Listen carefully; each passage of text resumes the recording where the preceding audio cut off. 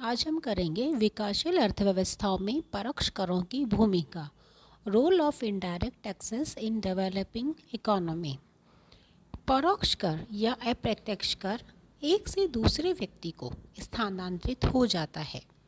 इसमें कर देयता तथा कर बाध्यता विभिन्न लोगों पर पड़ती है।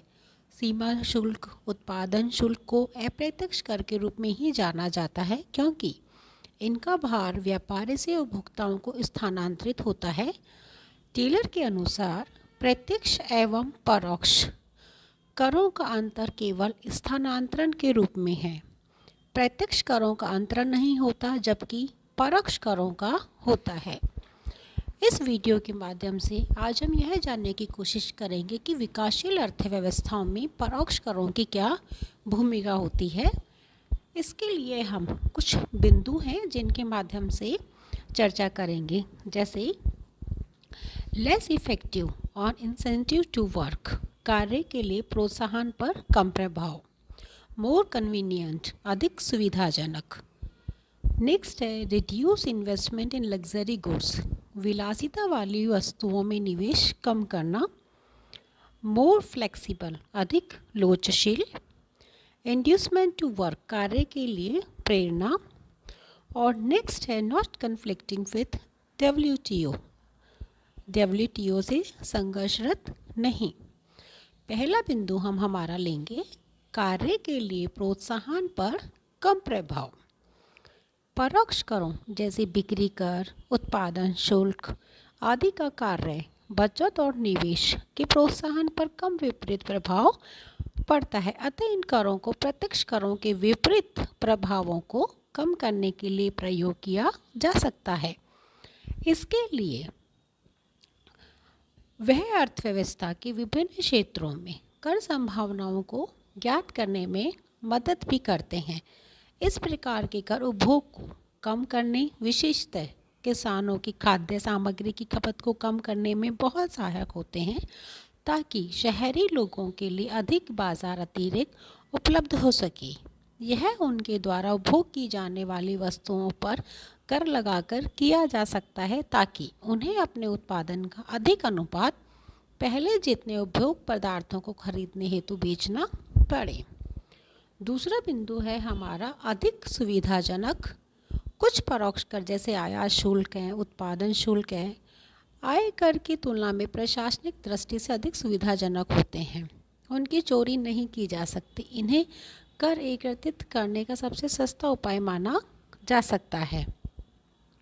नेक्स्ट बिंदु है हमारा विलासिता वाली वस्तुओं में निवेश कम करना। परोक्ष कर जैसे उत्पादन शुल्क विलासिता वाली वस्तुओं के उत्पादन में निवेश कम करने के लिए उपयोग किए जा सकते हैं। परोक्ष करों से इन उत्पादों के मूल्य अधिक होंगे और मांग में कमी आएगी।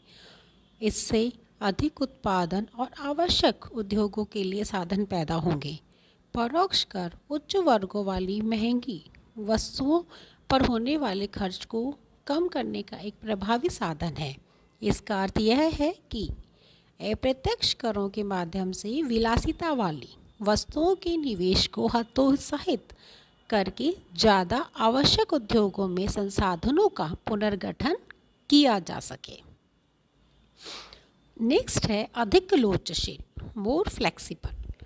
परोक्ष करों को अधिक लोचशील समझा जाता है क्योंकि विकासशील अर्थव्यवस्थाओं में आर्थिक स्थितियों में परिवर्तन के अनुसार इनकी दरों में परिवर्तन किया जा सकता है। उदाहरण के लिए कुछ वस्तुएं जो अब देश में ही बनाई जाने लगी हैं, उनके आयात को आयात शुल्क लगाकर प्रतिबंधित किया जा सकता है।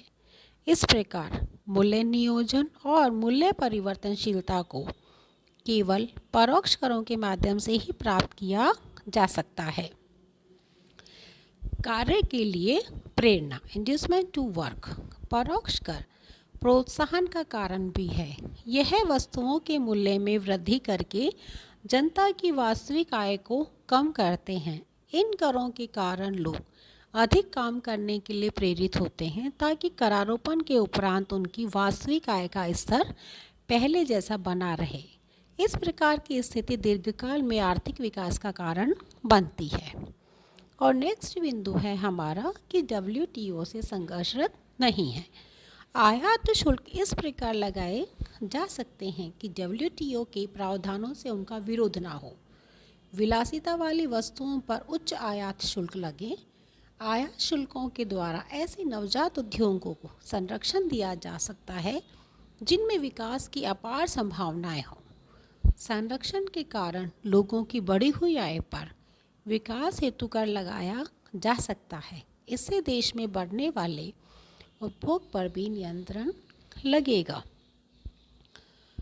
स्टूडेंट्स, हमने किया आज विकासशील अर्थव्यवस्थाओं में परोक्ष करों की भूमिका। इससे पहले जो वीडियो था उसमें हमने किया विकासशील अर्थव्यवस्थाओं में प्रत्यक्ष करों की भूमिका।